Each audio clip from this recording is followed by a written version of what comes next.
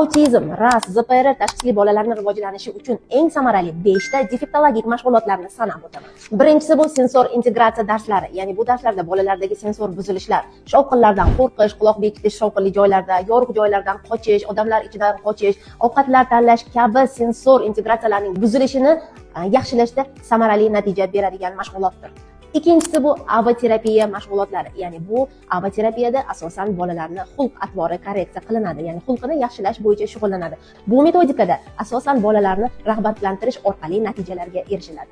Uchinchisi bu ergoterapiya, ya'ni ergoterapiya mashg'ulotlarida bolalarni hayotga tayyorlanadi, ya'ni hayotga ko'nikmalari oshiriladi. Bu holatlarda bolalarda o'z-o'ziga xizmat ko'rsatish, kiyinish, yechinish kabi va o'ziga hayotda kerakli bo'ladigan ishlarni bajarishni o'rgatuvchi mashg'ulotdir. To'rtinchi metodika bu PEX kartochkalari. PEX kartochkalarida esa bolajonlarga har qanday rasmli kartochkalar orqali muloqot qilishni, ya'ni o'zini xohishlarini rasm